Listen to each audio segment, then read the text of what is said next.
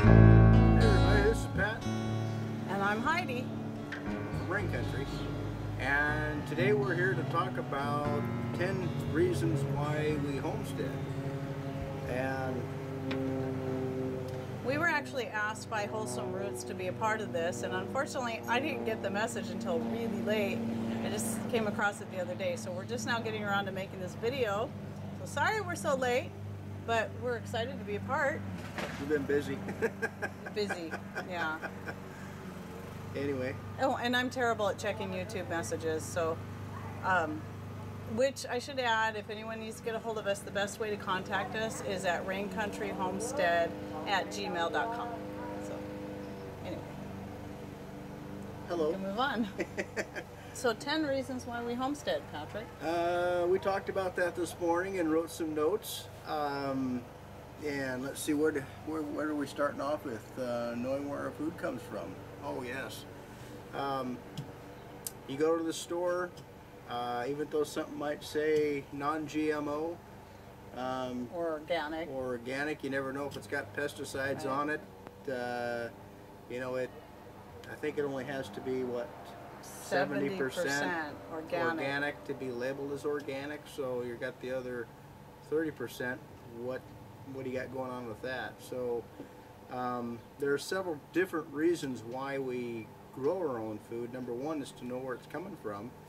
The satisfaction of being able to produce something by ourselves independently from having to rely on the supermarket. As you know, the price of food is going up, but quality is going down. Yeah, so quality and size is going down. So I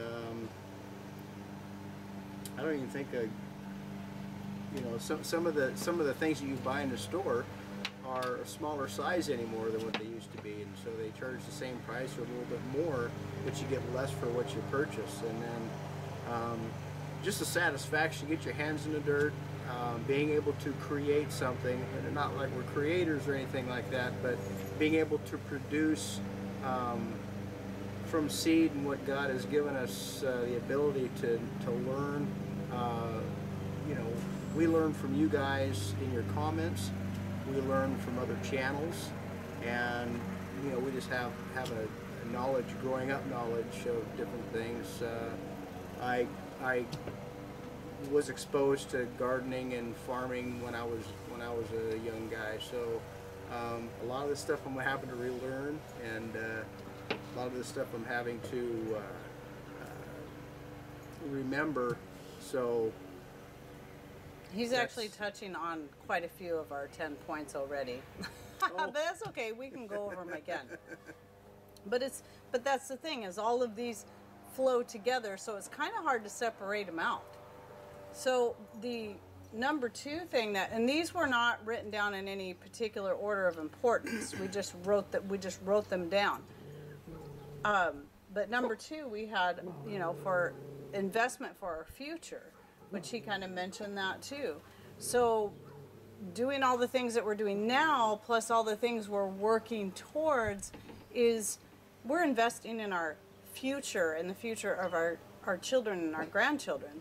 And by learning these things, and he touched on that too, that was another one of our points. So this will be point number 3, is self-education. Let me mark these off because they're no specific order. And again, they all flow together. You know, we're wanting to learn something, and as we continue to learn and constantly self-educate, you're also keeping those brain cells active.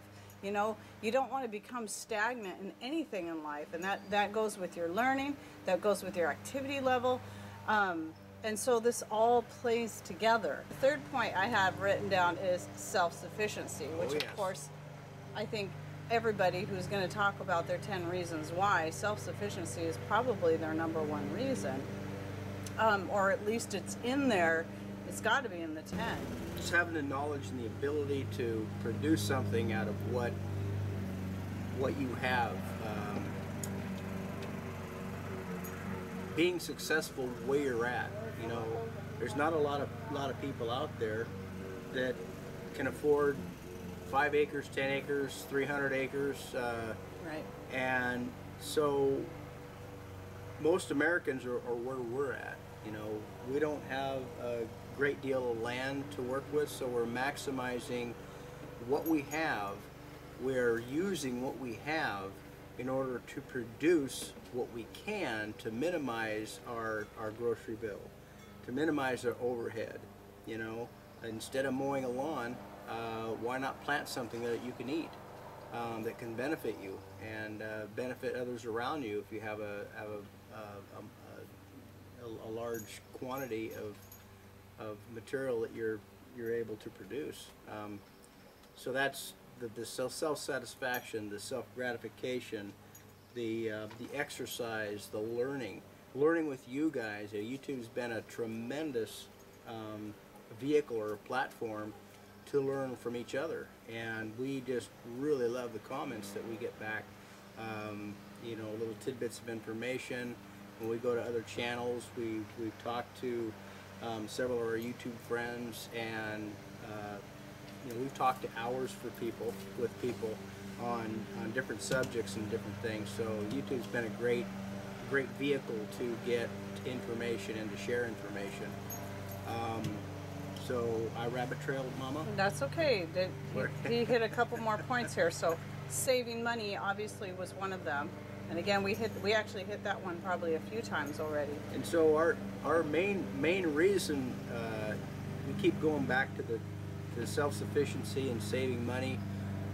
What we would like to do eventually, the more money we can save, the more money we can earn, the more money we can put towards maybe a larger piece of property. And like I say, I think a lot of Americans, most Americans, are in the same situation that we are. Is like, you know, you want more land so you can produce more, so you can have more livestock. And you can't do that if you're just going to the store and going to the middle aisles all the time. Yeah, especially the middle aisles. Yeah, Stay away from those center aisles. The box foods and the canned things like that, the instant foods and stuff like that you can buy in the store. So, yeah, the more money we can save, the more money we can earn, the better position we can put ourselves into. This where we're at right now is a school. We're learning constantly. I was raised around the farm life, but I was just a child, you know. So basically, you know, I was around feeding things, and we processed our own hogs, and processed our own chickens, processed our own beef, and we had horses, and we had all these different things. But I was just a young boy when all that was going on. So just the relearning is really exciting for us. Well, I think a lot of people could say they got in this direction because they realized the importance of being prepared for whatever may come. And a lot of people assume that someone who's a prepper is a doomsday prepper, and I think there's two kinds of preppers. There's people that are preparing for the major end of the world or whatever, and for us, yeah, we kind of got a little bit into that and kind of a little freaked out about what we saw happening, but then it was like, you know, this stuff's been going on for a long time. What we really need to be prepared for is the realistic things that happen to people every day, and it has happened to us on several occasions where sometimes you just hit hard times. Anything can happen to put you there. You know, it could be a death in the family, an injury, you know, a job loss, just all kinds of things can natural put you. Disasters, You know, just natural disasters or water contaminations that we've seen happening all over the place. We get power outages a lot, and so it was just like we want to get ourselves in a better place so that when and if that next thing happens, which is guaranteed it's going to, we all going to face hard time at some point in our life, we're better prepared to handle it when it comes along. So some people look at savings account, retirement accounts, other securities such as that as, well, you can consider that prepping or planning for the future. We like to look at all of those different things incorporated: food storage, food preservation, food production, whether it be meat or vegetables or fruit. And those things are all a means or a vehicle of saving and preparing and for buffering or shock absorbing the times that are tight. You know, you never know what's going to come up in the family that will require you to tighten up your belt a little bit. Right. You know, like for us, especially right now, is we're working towards a more frugal, more self-sufficient lifestyle, and I think that's going to require you know, more property. That's the forefront of my mind anyway. Yeah. But and we're working towards that. We yeah, have been for a long time. Definitely been Yeah. progressing that way. We've been working towards, even though we've been on our little third of an acre doing this, it wasn't, you know, we kept the possibility open that we may have to stay here for the rest of our lives, but also working towards the goal, we're making the most of what we have here, of getting property and being able to expand. Our latest thing is chickens, and so when I build something here, I'm trying to do it as cost effectively as possible. You know, I know I spent money on windows and some studs and different things and siding, but from here on out, the things that we do, I'm going to try to focus on the raw materials that I have on site. Mama Rain will be happy to see some of the lumber piles around here disappearing. Right.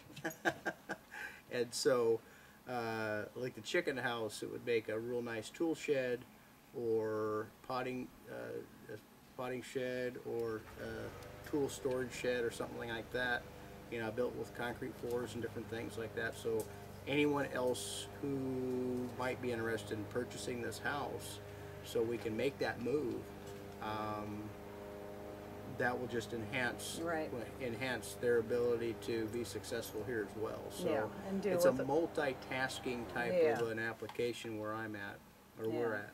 And so that also kind of covers some of the things that we've already talked about, covers another one of our points, and that was making the most of what we have.